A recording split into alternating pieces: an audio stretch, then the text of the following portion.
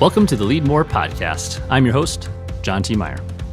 The Leadmore podcast is the show where we sit down with the leaders of today to help inspire and create more leaders for tomorrow, because I believe the world needs more leaders. I think you should be the next one. You ready? Let's go. In episode 50, it's crazy to say that, episode 50, we've almost gone a whole year.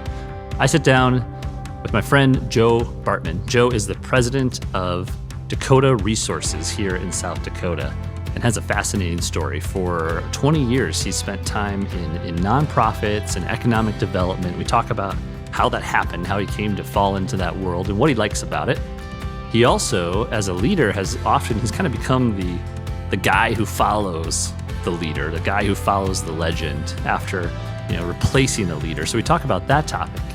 And probably most fascinating, we discuss Joe, just about a year ago, but he just shared this about a month ago, was diagnosed with autism at 42 years old, something that he's lived with his entire life, but he just discovered that he has it. He's now, as like I said, a month ago in April, which is Autism Awareness Month, is sharing his story and telling other people what that means. And so that was a fascinating conversation, learning how he deals with that, what he's learned about it, and how he now wants to help others go through that same experience, those who are going through it. So I think you're going to enjoy this conversation, episode 50 with Joe Bartmann. Welcome to another episode of the Leadmore podcast. I'm here with my friend Joe Bartmann, the president of Dakota Resources. How are you today? I'm good. It's a beautiful day. Yeah, it is. It's been kind of, cold mornings, so it's nice to... Finally spring, yeah. Yeah. So I'm excited for this conversation. You've been a leader in our state in a lot of different ways. Let's kind of back up the bus and talk about, I don't know, are you from South Dakota originally? I am, yeah. Where at? I was a farm kid by Canastota. Okay. Kind of right by Lake Vermilion. Yeah, okay. And stayed here for school, or did you leave? Or I went to USD. Okay. Yeah, Nice. I've never lived outside of South Dakota. Oh, no way. Life. Yeah. Okay. So that's good. I mean, I've only done Iowa and Minnesota, so not that far away. Right. But and you said, we were talking before, you studied business. Did you know what you wanted to do, or that was just like, I'll do this and see what happens? Yeah, I mean, no, I changed my major like 4 or 5 times. Okay. I was one of those. Yep. And then I just sort of settled on business. I thought, well, I'll figure out what I want to do eventually. I was really interested in entrepreneurship, and so I took all the entrepreneurship classes USD offered, which was not very many at the time. Yeah. But then I actually got into community and economic development totally by accident. I was in a statistics class at the B school, and the professor was in the front of the room at the end when most people weren't paying much attention. He's listing off some summer internships, and one of them was the beer festival in Sioux Falls. So that grabbed my attention. Yeah, I perked up, and so I got an internship. Turns out that was like just for that one event. No, it was great marketing. That tiny little sliver of the summer internship was helping to organize. Funny. And what became DTSF? Yeah. So at the time it was called Main Street Sioux Falls. Okay.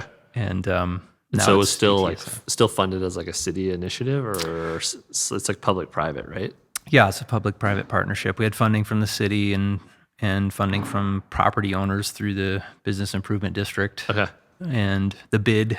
Okay. And then so just some other revenue here and there.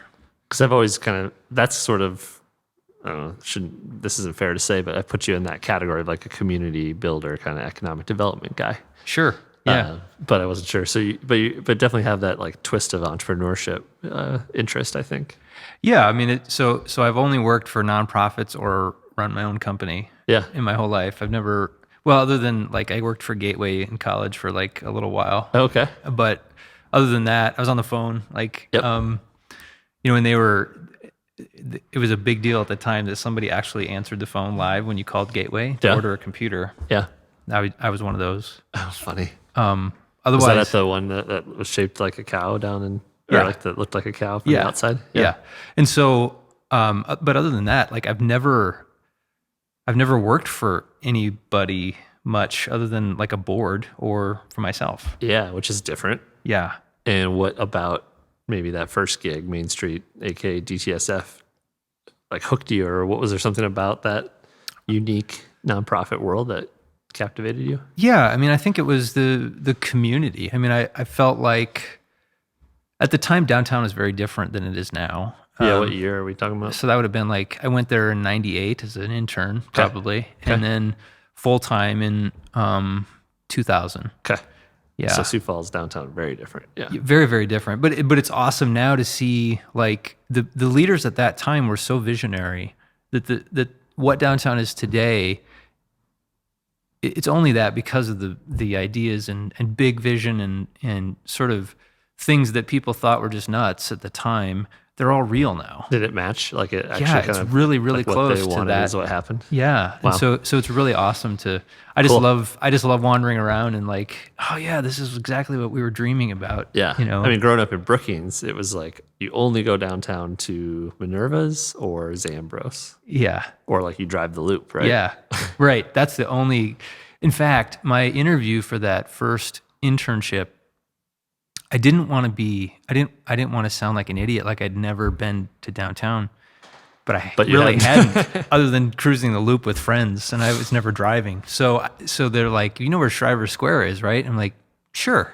And I'm like, it can't be that hard to find. Oh, have they always officed there? Yeah. Okay. So I was imagining it to be like this square or something that I'm looking for. And it's just a building called Shriver Square.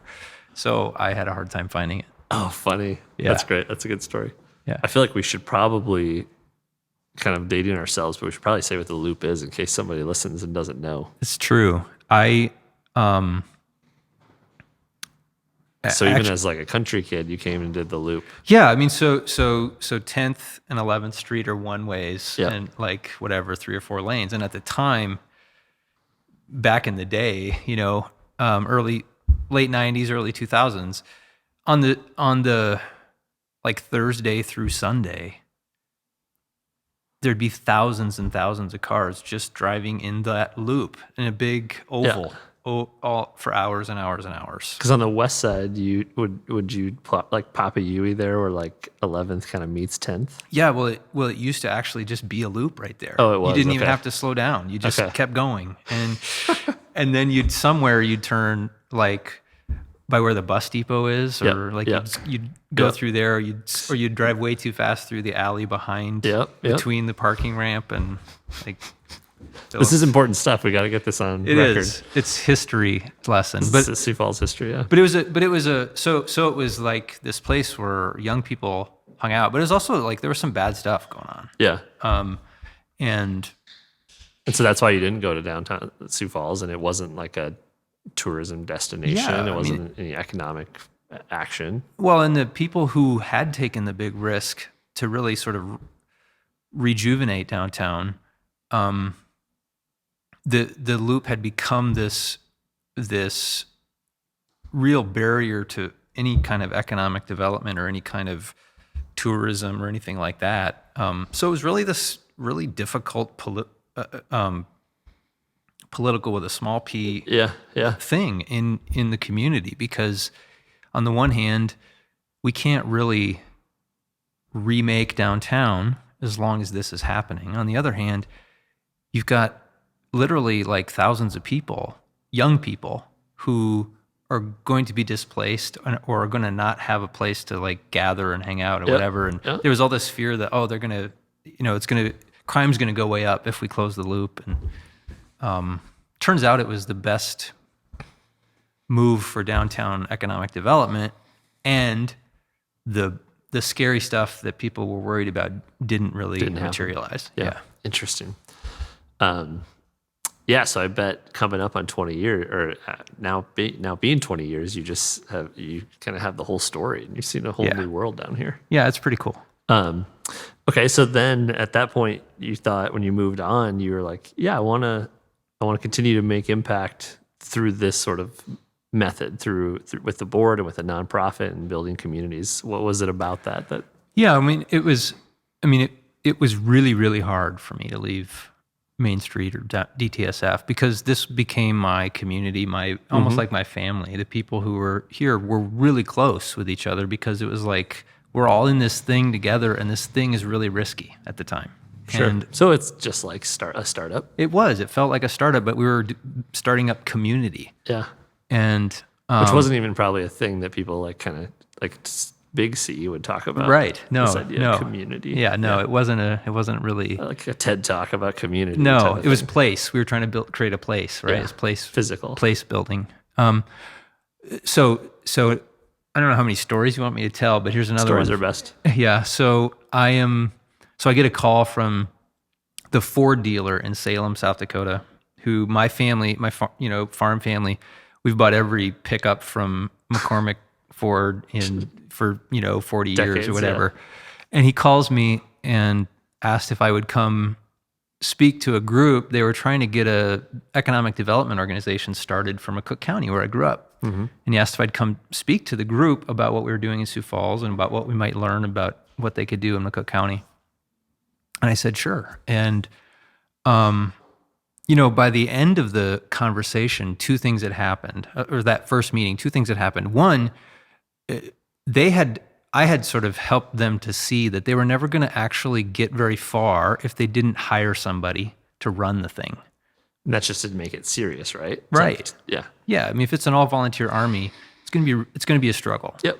So they really need to try to raise some money to hire somebody. And the other thing is I met Jim Beto because he was also there. He had just recently started up this thing called the Rural Learning Center in Howard, which was an offshoot of the countywide economic development effort there that had really made national news and had really been done some pretty amazing stuff. And for context, he was president of Dakota Wesleyan. He was prior to that, yeah. And did he also run for governor? He ran for governor. I did not vote for him because I wasn't old enough. Oh, okay. so I lucked out there. And then he went he was at Good Sam for a while. Okay. And he was the national director of learning or something for Good Sam. And then he went to the Rural Learning Center when sort of his first step toward retiring, I think. Yeah. And so I met him there, and we kind of hit it off. And eventually, like a week or so later, that same Ford dealer called me again and said, "Hey, would you come? Let's talk about how we could actually raise this money and what would a position look Sounds like." Like he's going to offer you the job. Yeah. Yeah, I didn't know that. I didn't see that coming. But on my way there, I'm like, what would that be like coming home and doing this thing? And yeah. I was feeling like downtown was ready for the next person. Okay. Like I loved it still, and I loved the people, and I loved the work, and I still love downtown, but it needed the next person. And so by the end of a really crappy cup of coffee with the Ford dealer, I was the first ever executive director of McCook County Development Alliance. Oh, geez. That's great. Yeah. We won't go through all of them, but I mean, from then it was AIA, which is like the chapter of architects. Yeah, the Architects Association. You ended up working, would you say, twice at the Rural Learning Center? Yeah. Yeah. One time when Jim Beto retired the first time and I came in. Little Brett Favre there. Yeah. I worked for him. So he, after we met in the basement of the courthouse in Salem, South Dakota, that first time, he said, "Hey, why don't we have breakfast?" And so we had breakfast, and then we started having breakfast once a month for almost 2 years. I didn't realize it was like the world's longest job interview. And so then he hired me to come work at the Rural Learning Center, and no joke, one day he came in. There were 3 of us working there at the time. He came in and he said, "Well, I'm going to step down as the executive director and be the consultant. Joe, you're the director now." All right. So it was like, yeah, that was my my promotion. Official. Yeah. So we did that. And yeah, then I left the Rural Learning Center and started my own thing, my own company, because I realized what I'd sort of become good at was like being the next person. What was that called? Because I feel like that's about when I moved to South Dakota. Yeah. Well, at first it was called Ignite Okay. Ignite strategies. But then later when Jim actually joined me in the company, we renamed it Weaver. Okay. Yeah, I think I remember that. Yep. Yeah. And so what I realized is that I had become pretty, like, accidentally become good at following a legendary founder type and sort of bridging that gap to whatever the next person was. Because there tends to be, I mean, whether it be college sports, or I think of even I went to Luther College, and the guy who was the choral director for 40 years. I mean, he's like an institution. There tends to always be sort of a transitionary leader. Yeah. So I kind of embraced that. Fell into it. And I realized, like, if I embrace this and really tried to get really good at that, this could be something. And you were okay I want to say jumping, because you weren't leaving these organizations like in a lurch, but like you were okay changing things up pretty frequently. Yeah, it felt fine to me. I started to worry a little bit about my reputation that way. Sure. But actually framing it as, no, this is the thing I do. Yeah. It helped me to sort of overcome that. And so typically I'd be contracting. In fact, with the Rural Learning Center, I was an employee for a little while, and then I just started contracting as running the thing as a contract. And then, you did something like that. Did you kind of help out with Leadership South Dakota? Yeah, helped out with Leadership South Dakota to get that rolling. Did that sort of transition thing with the AIA of South Dakota, which is the architects, American Institute of Architects, and helped them transition from a long-time leader, that next step. And then same thing with the Sioux Falls Green Project. Oh, yeah, I forgot about that. Yeah, so I snuck that one in there. And so really for I think about 14 years, I was just on my own. Guy. Yeah, transitioning. And so that's probably, we need that foundational background to what's the leadership lesson there? Like what do organizations need from a leader in transition? Well, I think one thing that's really important is like a lot of humility, because there's a combination of super high expectations and sort of like some excitement, like, oh, this is a new chapter for us, but also like, I'm not going to be that legendary founder. Like, don't expect me to continue that or to still be that. Yeah, you're hiring me to change things. You're hiring me to change things. And that in a lot of ways for me was like awesome, because it's what I'm good at, is coming in and changing things. And it allowed me to put together, sort of a roadmap of like, here's where I think we need to go from A to B. Yeah. I don't know when we're going to get to B. It might be a year, it might be 2 or 3 years. Yeah. But when we get to B, then we can decide together if you still need me, or if actually I would always feel like I'm preparing the path, or preparing the place, the organization for the next person. Yeah. And that was also nice for me, because I would think about it a little bit differently. So it was easy for me to not let my ego get in the way, because it wasn't about building. Yeah, I was going to say, was there ever a time where you were like, maybe I want to stay? Yeah, right now.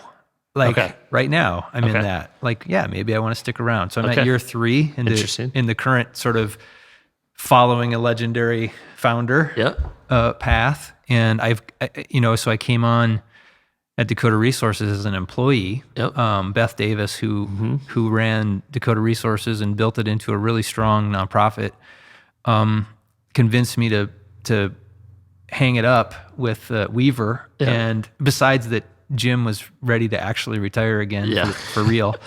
And so we kind of let that, we put that away, and I came on full time at Dakota Resources. And I did not expect to follow this same path. When Beth hired me, when I said yes, I literally sat down with her and said, "There's only one condition. Like, don't ever ask me to follow you as president here. Interesting. That's what I've done. I don't want to do that anymore." I mean, it was like I was at a point where Yeah. I just want to focus on Just do my one task, something. yeah. I want to lead this thing really well, this program that she hired me to run. Yep. And give us quick because so everyone knows what Dakota Resources does, I guess. Yeah, so we empower rural communities, and particularly the local economic development organizations in those communities, to create a better future in their community, create the future, and engage their whole community in creating that future. So our role is to build their capacity, both financially. So we do a lot of money stuff, and in terms of what I call rural shapers, which is a tricky word for leadership because some people don't want to be called leaders. Yeah, we definitely learned that. Yeah. Right. So in a podcast called Leadmore, you probably hear like, "Well, I'm not a leader." Yeah, people. Yeah. Yep. Yeah. So we get that too. So I call them shapers. Cool. And so it's awesome work. It's work that I love doing. It's work that I'm very passionate about, and have the privilege of sort of stepping into a role as president there, where the people who built that organization for 20 years built a really strong one. So Beth asked you to do exactly what you told her not to do. No, she didn't. She never did. Okay. So I got to give her credit for that. You chose to. I did. So she announced that she was going to be retiring, and the board hired a search firm to find the next person. And that search firm kept bugging me, and my teammates kept nudging me, like, "Hey, we want you to do this." I'm like, "I'm not doing it. Yeah. It's not me. I'm done with that." Yeah. And finally, a few people sat me down. In the course of a week, I had 4 people sit me down and say, "What are you afraid of? Why are you not doing this? This is made for you." Yep. And I went on a hike with a friend, and that was the thing. He said, well, you probably know him, Clint Brown. Yeah, sure. Clint and I went on a little hike, and he said, why are you so afraid of leading? What are you afraid of? Yeah.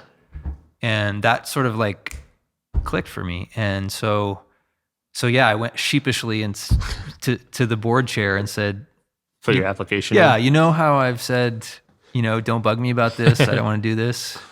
Change my mind. I'm going to put my hat in the ring.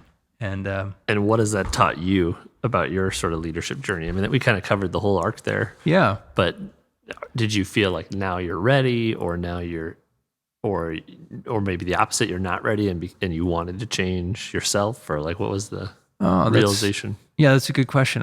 I think part of it was just I really believed in and still do believe in what we're doing, and believed not only in sort of the mission of Dakota Resources, and that Dakota Resources is a really great sort of vehicle to help rural communities that I want to help, but also that we were trying to do it from an organizational standpoint. We were trying to organize ourselves in a way that I think helps inform. It's almost like the organization now has become this transition that I'm usually in personally as the director or the president or whatever it is called, that from a hierarchical traditional nonprofit to something different that is going to be more of a normal sort of organizational structure in the future, that's more based on networks of circles and teams instead of this layers of hierarchy that, as a entrepreneur who's been through a startup and now sold your, that organizational structure is changing. Yeah. And the nonprofit world is pretty behind in that. Sure. And I think that trying to figure that out internally is also a part of our mission, because it helps communities rethink how they organize themselves and how they organize the work that they're trying to do around economic development. Yeah, that makes sense. So you just feel real fueled by this challenge, this problem to solve. I do, yeah. And, it's hard to lead through a pandemic. Yeah. Right? Yeah. Well, let's talk about that, because you, I mean, I would think it was probably a pretty progressive place to work before. Yeah. But I know you guys have, you have remote workers, not just like working away from the office, but like don't even live in the same town. Right. You just said before we hit record, you've sort of either downsized or essentially told the landlord, like, we don't really need much of this office anymore. What other changes have you led through the pandemic? Yeah, I mean, we had about half of our team was working from home before the pandemic. So we had a sort of jump start on that. And because of the work that we do a lot of, we were already good at using Zoom before the pandemic. So we lucked out there. But what was really hard is that the work that we were typically doing was on the ground in a community, sort of a form of community organizing and a form of sort of getting people together to think about their future together. Mm-hmm. And that the pandemic changed everything about the way that we had to do our work. Yeah. And what it's led us to realize is that we can actually make wider impact and in some ways deeper impact by focusing on connecting the leaders in communities, in rural communities from all over the place with each other. From community to community. Yeah. Yep. So instead of let's get all the leaders in this community together and sure. Now it's let's get all the leaders from all these communities together and let's get the heck out of their way. Let's make it really easy for them to build trust in each other, to build these sort of confidence and capacity and skills. Yeah. And let's just be the orchestrators of that. Let's be the platform. Yeah. Yeah. I like that. And yeah. The last one I want to ask about that topic, and then we're going to switch to the other one, but is I've never done it. I've sat on a board as a, nonprofit volunteer, but what is it like to lead? Like you're the president, mm-hmm.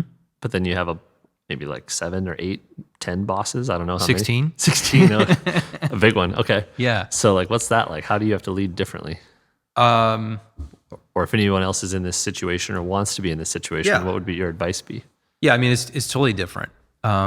You're the boss, but you're not, I mean, and I think when it works well, I've seen it work well and I've seen it work really terribly. Yeah. And when it works terribly is when those board members want to sort of run the organization and get in the way of the people that they've hired to run the organization. Because ultimately the board is responsible for Which is always funny because they show up once a month for an hour.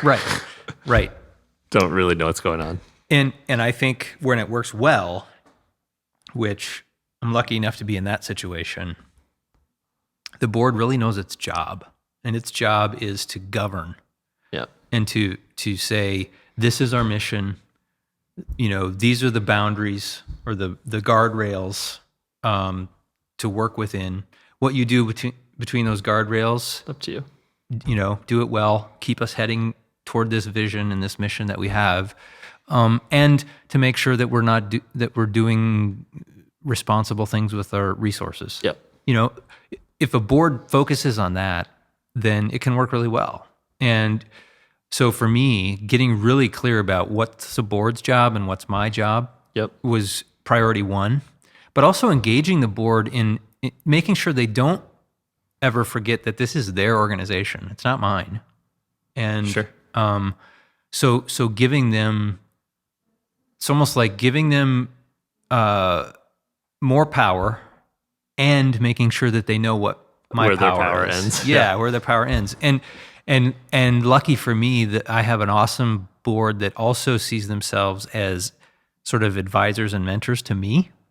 Perfect. Yeah. And so I get a lot of that sort of one-on-one, but never any of them individually telling me what to do. They speak with one voice or none. Wow. In terms of decision-making. But individually, they're all great mentors. And did you have to me. foster that through, say, one-on-one conversations? Yeah. Or is that kind of how you laid those seeds? Yeah, it's a big part of my job, right? Is making sure that the board knows their job and is good at it. Yep. Yeah. Yep. It's because it's about 12 employees that you lead on a day-to-day basis. Right. And even then more board members. Yeah. Funny. Yeah. Interesting. Yeah, so I'm kind of in the middle of that sandwich. Yeah. Okay, well, the next topic I want to transition to is interesting. I want you to kind of start it because I don't want to like talk out of place because on Twitter you see like Twitter I've always said is a stream, right? And you come over and you look down and there's some interesting stuff and you walk away. If you feel like you're going to catch it all, then you got to you're wrong. Yeah. You need to let go of that. And so I don't know when or how long you've been talking about this, but it was new for me to see recently on Twitter. You sort of had a long thread speaking more publicly about about having autism. Yeah. So I'll let you talk about that. Yeah. Well, so it was my birthday about a month ago. Yeah. And it's kind of when I first started talking publicly about it. Yeah. I made a video.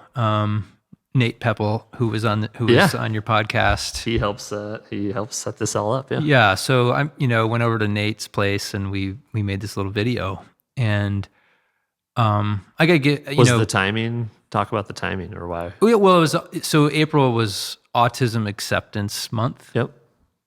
And for me, it was sort of a 1-year anniversary of an official diagnosis of really? autism. Yeah. I didn't know that. Yeah. So, I was 42 years old when I found out I was autistic. Interesting. I always knew there was something, different or something that I couldn't explain or understand. And I've had all these misdiagnoses over the years throughout my whole life. Okay. And struggles with depression and a lot of weird physical stuff, where what I've learned is that 40 years of pretending to not be autistic and pretending to and hiding or masking is the official term that sort of they use in the autism world, masking myself and my traits and pretending I understood what was going on around me most of the time. Yeah. Was like trauma. That's how it shows up in the body. It shows up like trauma. Interesting. And I didn't recognize it. And the other thing is I have always been pretty sensitive, like oversensitive to like bright lights, or I don't see very well at night, or my ears are very sensitive, that sort of thing. My sense of touch and temperature and all that sort of thing. I move around a lot. I'm always doing, I'm always moving. I'm always doing things that I didn't ever connect any of those things to autism. Yeah. Until my wife and I were looking at this magazine, and it had this assessment in there, this autism assessment. Oh, weird. Yeah. And, she kind of very hesitantly was like, hey, hey, look at this. And hey, this fun quiz, I took it. You should take it too. Yeah. So I think she knew before I did. Interesting. That's usually our partners do. Yeah. Right. And, I got like halfway through it and it answered yes to everything. And it was so clear. Like it was this moment that I'm sure I'll never forget. That's like, oh, this is me. Yeah. And in that moment, like 1,000 things suddenly became clear and made sense. And since then, so many more things, like it's just been this unfolding discovery of how and why I am the way I am, and how and why I am good at some things I'm good at, and struggle with some things I struggle with. Twitter thread, certainly like some of these things probably are challenges and annoying things, but some of them seem like superpowers. Yeah. In a way. I mean, some of them are like, I can tell you, like, just looking at this room at a glance that we're in, like how many people can comfortably sit in here. Sure. I can't tell you though. It's weird. I can't tell you, like, I can't estimate if this is like 40 feet long or 25 feet long or whatever, but I can tell you how many people could sit here comfortably. What do you think? It's like if we did a big oval of chairs, which would be what I would consider comfortable, and we left a little room in between, it's like 34. It's very specific. Yeah. Yeah. Okay. Yeah. Which probably came in handy for all your community organizing. Exactly. Like, yeah.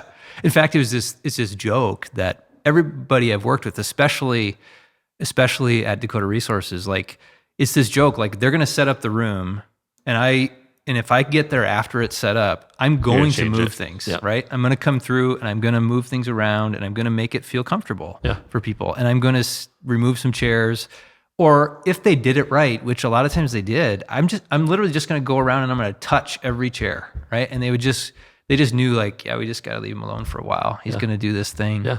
And, again, no clue that was a sign. So you of said autism. like 1,000 revelations or whatever you kind of said, 1,000 things kind of became clear. What then happens? Like then you feel like, was it relief? Was it stress, or like what was kind of the feeling when you were diagnosed? Yes and yes. Yes. So interestingly, one of the things about my autism experience is that telling you what I'm feeling is really difficult for me. Okay. I understand that I'm having some kind of emotion, but it's hard for me to point to what it is. Yeah. So part of this last year has been really trying to understand what is it that I'm actually feeling about this. And I think at first it was both relief. The relief was obvious, like, oh, okay, so this answers a whole bunch of questions I've been trying to answer. And at the same time, there was some fear. Sure. About, what have I thought I was noticing or paying attention to that I really was oblivious to? Or because a lot of autistic people, myself included, we miss a lot of social cues. Sure. So I'm like, oh my God, what have I been missing? What do people really think of me? When have I made an ass of myself? Yeah. And I didn't realize it. Okay. But professionally, it was a little scary, right? Like, are people still going to trust me? Are they going to think differently about me? Are they going to feel like, am I suddenly going to be this disabled person? Yes, that's what I was going to ask. Do you feel in any way that you were glad for so long that you didn't know? Maybe. I mean, maybe things would have changed, but no. Okay. I mean, professionally, maybe I wasn't aware that something should be difficult for me, so I did it. But at the same time, like, pretending not to be autistic every day, even though I didn't know what it was called, is utterly exhausting. Sure. And I mean, little things like going to my kids' ball games, or going to a noisy restaurant or a bar, or being in a grocery store, or some place where the lights are noisy. Mm-hmm.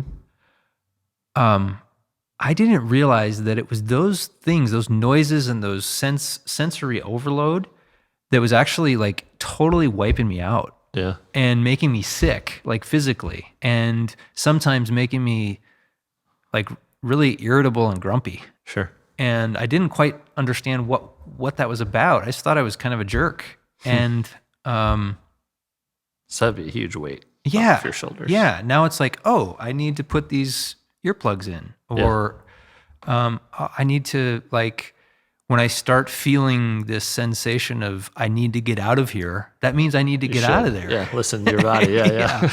Yeah.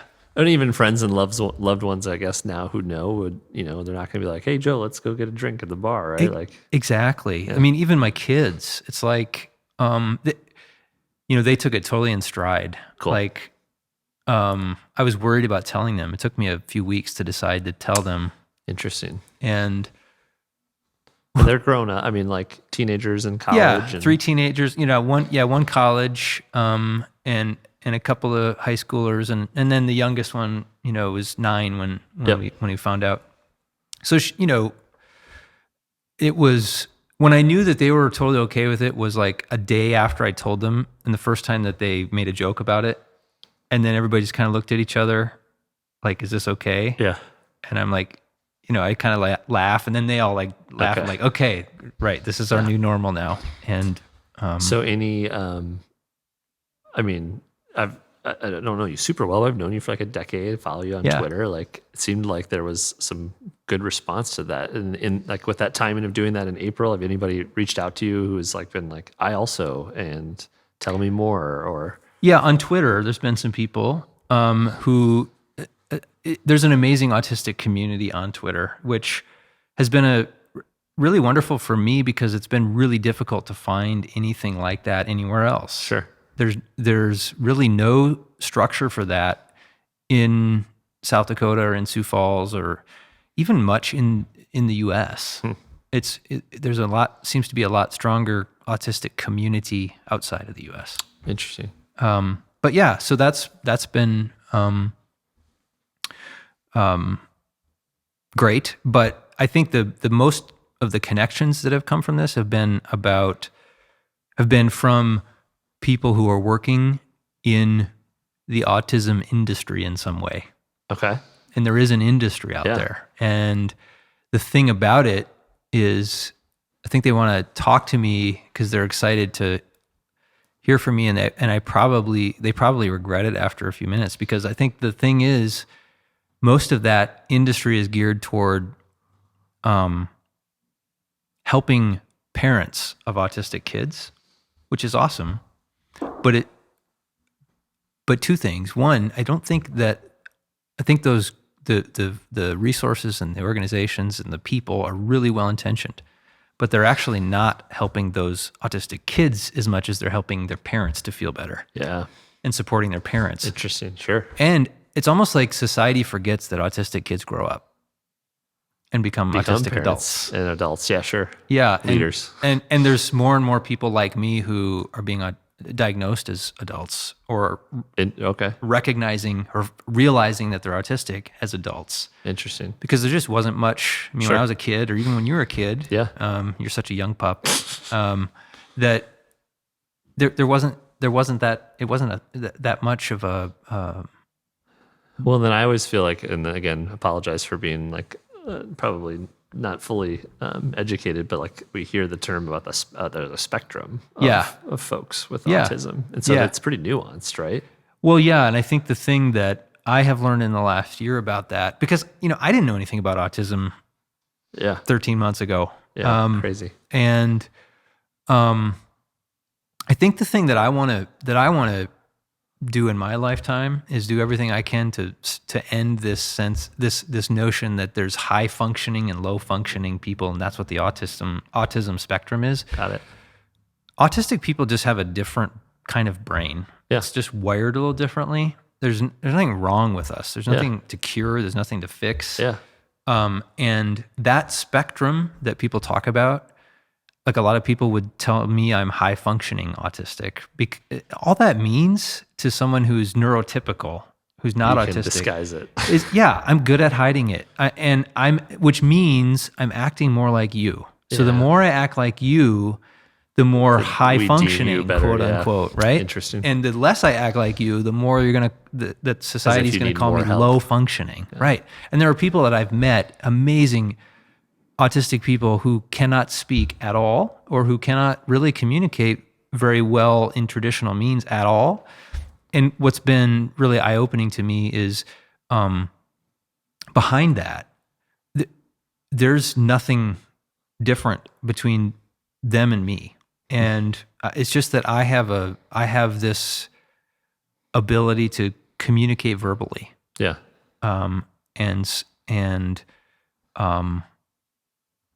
I don't know. So I think the spectrum of autism is about the experience of someone with autism.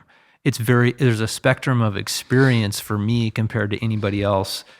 None of us experience it exactly the same, but there's a lot of things that are similar and a lot of things that sort of put us in this group of like human experience. But everything about autism is an important piece of the human experience. Yeah. Well, I know we got to end here soon, so I want to push you on. There was that comment you made just now about like, did you say what? I want to dedicate my life, or I want one of the things I want to, like, one thing we've learned about leaders is that sometimes they raise their hand and they step out, and oftentimes, usually most of them on this show, either get thrusted or pushed or nudged, or something happens. And so That's a big statement to say. Do you have like a new sense of calling now? Yeah, I do. I mean, I think I don't really feel like I have much of a choice about it. I decided to talk about this, and I'm going to be in those conversations now. Yeah. Right. So, and I'm in because of a whole bunch of luck and a whole bunch of privilege in my life, I'm in a position where I can actually have some influence on how people talk about this and how people see this and how people see others like me. And like, as you said earlier, specifically help the people who actually, are working through it. Yeah. Not just like the parents or. I think I'm no longer interested in helping neurotypical people feel better about autistic people. That's a good way to put it. Yeah. And that starts with then what? Conversation, listening.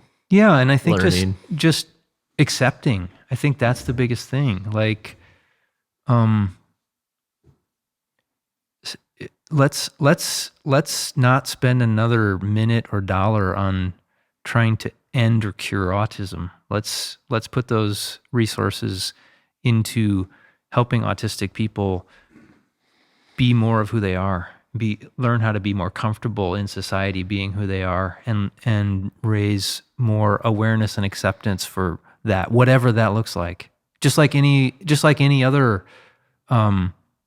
social cause, whether it's Black Lives Matter or Pride or what, any of those kinds of things they're about like value and accept and love people for whoever they are. And I think autism is also that way. Like the best thing, the most important thing, the most life-changing thing that you can do for somebody with autism, whether they're 3 years old or 30 or 90, is to accept who they are and encourage them to be more of that. That's awesome. That's really good. Thanks, Joe. Yeah, thank you. Well, we're going to end there. I loved kind of tracking your arc and hearing, all the things that have brought you to where you are today. So if somebody, hears this episode or lands in the, the ears of somebody who needs to hear that message, how can they get a hold of you? Well, they can find me on Twitter at Joe Bart. That's probably the simplest one to remember. Yep. Perfect. Yeah. Cool. Well, thanks for the time. Yeah. Thank you. It's fun. And that was episode 50 with Joe Bartmann. What an incredible conversation. I hope you enjoyed that too. Thank you, Joe, for coming on, for sharing your story, and for being just so open and ready and willing to help others. You're a great leader. Remember, we drop new episodes of the Leadmore podcast every Thursday. You can listen at www.leadmorepodcast.com, wherever you listen to podcasts. And I always encourage you, if you can, subscribe. Smash that subscribe button. Leave us a 5-star review. It helps us so much. And I thank you for listening. Take care and be well.